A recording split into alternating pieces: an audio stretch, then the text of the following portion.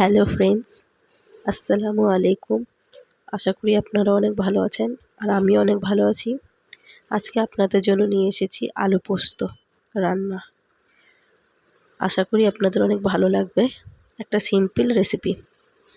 তাহলে চলেন শুরু করা যাক আজকের রেসিপি আলু পোস্ত। আলুগুলো খুব ভালোভাবে ধুয়ে নিয়েছি, কেটে নিয়েছি আগে, তারপর ধুয়ে নিয়েছি আলুগুলো। একটা ঝুড়ির মধ্যে রেখে পানিগুলো ঝরিয়ে নিয়েছি। আলু পোস্তর জন্য একটা মশলা তৈরি করে নেবো। 2টো কাঁচা লঙ্কা, 2টো শুকনো লঙ্কা, পেঁয়াজ, তিল আর পোস্ত ভালোভাবে বেটে নেবো। তারপর কড়াই গরম করতে দিয়ে দিয়েছি, একটু তেল দিয়ে দিয়েছি। তেলটা ভালোভাবে গরম হয়ে গেলে একটু পাঁচফোড়ন দিয়ে দেবো।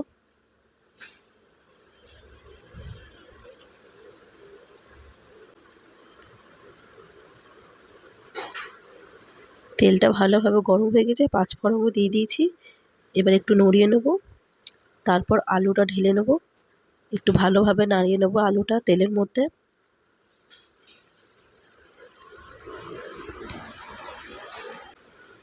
এক চামচের মতো নুন দিয়ে দিয়েছি।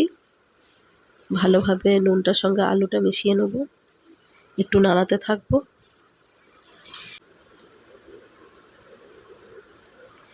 আলুটা ভালোভাবে নাড়িয়ে নিয়েছি, তারপর একটা টমেটো কেটে দিয়ে দেবো। তারপর আবার ভালোভাবে নাড়িয়ে নেব।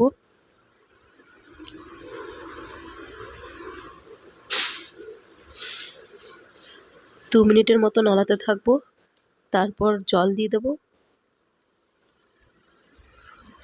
জলটা ভালোভাবে দিয়ে একটু নাড়িয়ে নেওয়ার পর এটা ঢেকে রেখে দেবো 5 মিনিটের জন্য।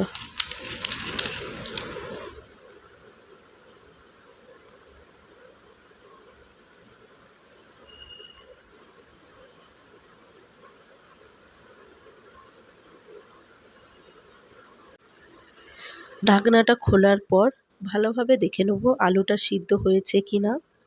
আমি একটা চাকুর সাহায্যে দেখব যে আলুটা সিদ্ধ হয়েছে কি না।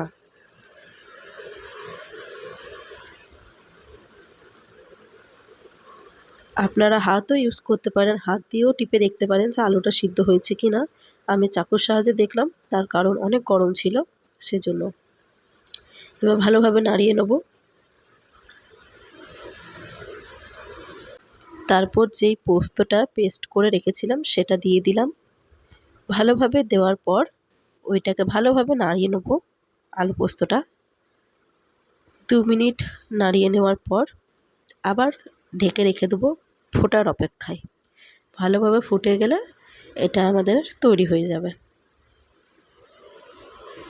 তো আমার এখন থেকে ফুটতে আরম্ভ হয়ে গিয়েছে।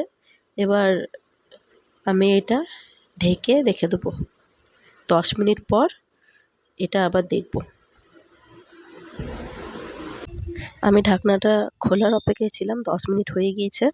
এবার ঢাকনাটা খুলে ভালোভাবে নাড়িয়ে নেব। আমার আলু পোস্ত পুরোপুরি কমপ্লিট। এবার একটু ভালোভাবে নাড়িয়ে নেব।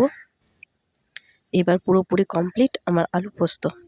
এইরকম সিম্পল ভিডিও যদি আপনারা দেখতে চান তাহলে আমার চ্যানেলটাকে সাবস্ক্রাইব করে রাখুন।